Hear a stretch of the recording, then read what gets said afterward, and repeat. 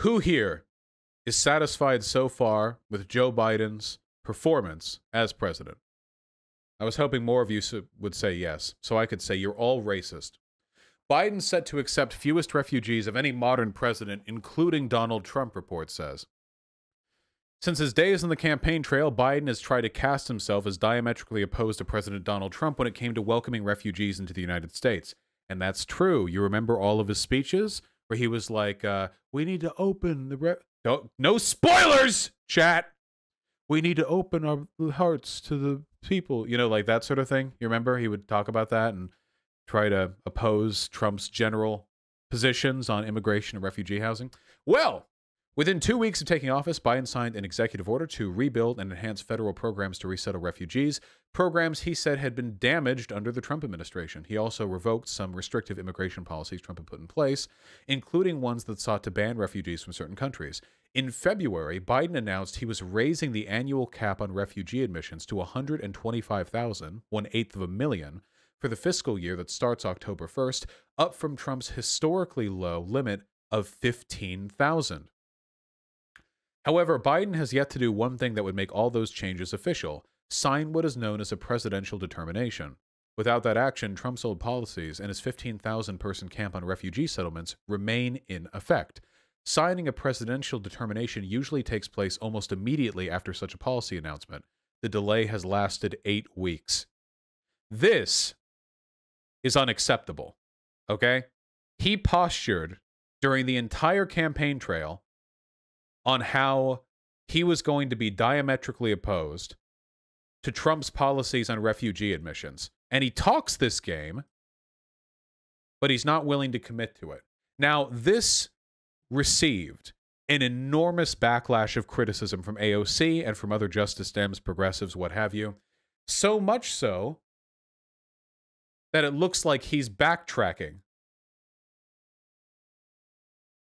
The White House said Friday that Joe Biden will set a new increased refugee cap next month after facing a barrage of criticism when officials confirmed to CNN and other outlets that it would remain at the historically low level set by former President Donald Trump. So listen to that. Officials confirmed to CNN and other outlets that it would remain that low. So it wasn't just Biden's administration taking a long time with that presidential confirmation. They confirmed they were going to keep it that low.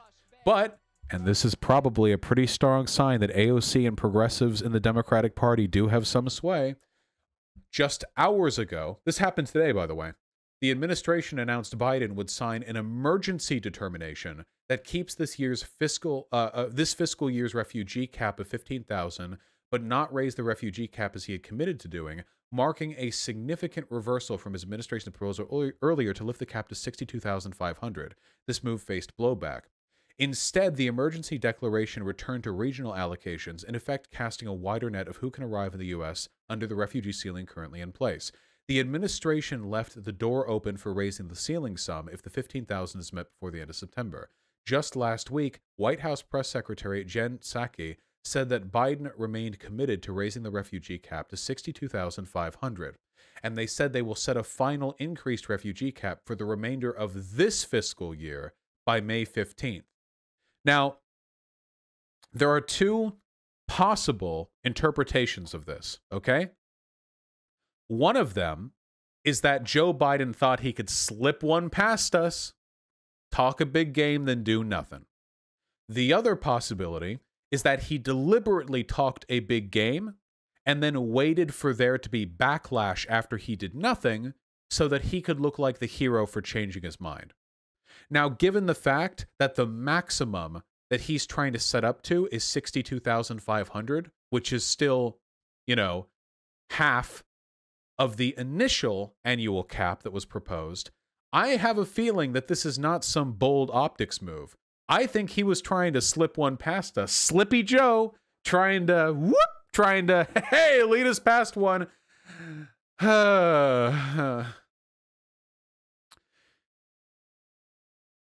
Deputy National Security Advisor John Feiner also told the advocates Biden wants to work quickly to bring the refugees who have already been vetted and cleared to the U.S. after a prolonged delay in which many of their flights were canceled.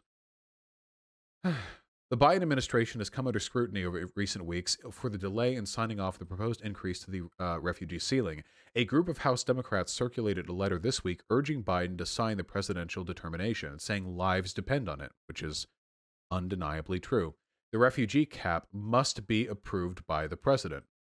So this is them talking about his initial apparent unwillingness to raise it above Trump's level, and then it goes on to explain the broader process.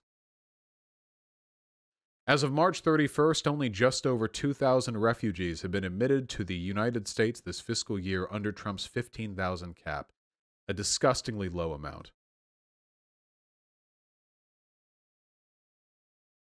Refugees are not always the most politically or economically prosperous demographic within a nation. They're usually fleeing horrific circumstances, and they're often traveling here with very little money and very little broader accommodations that make one especially useful to a country's economy. We do not take in refugees because they are beneficial to our economy. We take in refugees because law is meant to be an expression of our moral will, and it is moral to take in refugees, just as it is moral to not allow children to die in the streets. These refugees come here. These refugees come here because, in large part, they are a victim of policies we created. America has been uniquely effective in destabilizing the world around us. There are regional conflicts all over the world that we have had our hand in some way or another, and even if America has not had a direct hand in it, usually if you look back far enough, American foreign intervention has had some influence, at the very least, in the instability present within that region. We take in refugees because we make these problems, and we should put in a little bit of work to help them. Now, eventually, refugees will become prosperous, hardworking citizens of the countries that they immigrate to. I mean, for fuck's sake, Ilhan Omar is a refugee. And a congresswoman. I mean, that's about as high up as you can get, right? Though I guess the people who would disagree with me on this would argue that Ilhan Omar is not a productive member of society, but whatever. Let's talk about personal responsibility, okay?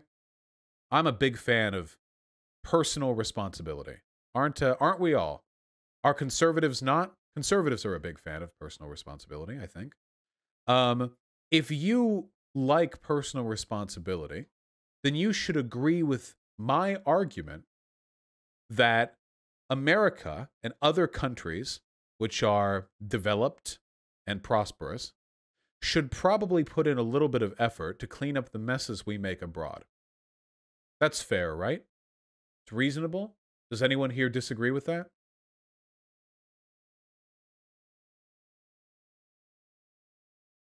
I'm glad to hear it. Conservatives love to fearmonger over refugees because they claim they bring the violence of their home country, but they are the ones fleeing the violence of their home country. It's mostly the foreign policy interventionalists who are bringing that violence to begin with. Refugees are the victims of violence. We have the opportunity to shelter them, as we should. There's really no two ways around this. Biden's hand-wringing over this is absolute dog shit, and the fact that it took a public shaming campaign for him to promise to adopt something that is a fraction of the initial thing he advocated for is pathetic. I don't know if he's trying to look against political backlash or if somebody whispered in his ear and told him that the centrist Dems would be mad at him or that unity is important. I don't really know what led to that, but I don't like it.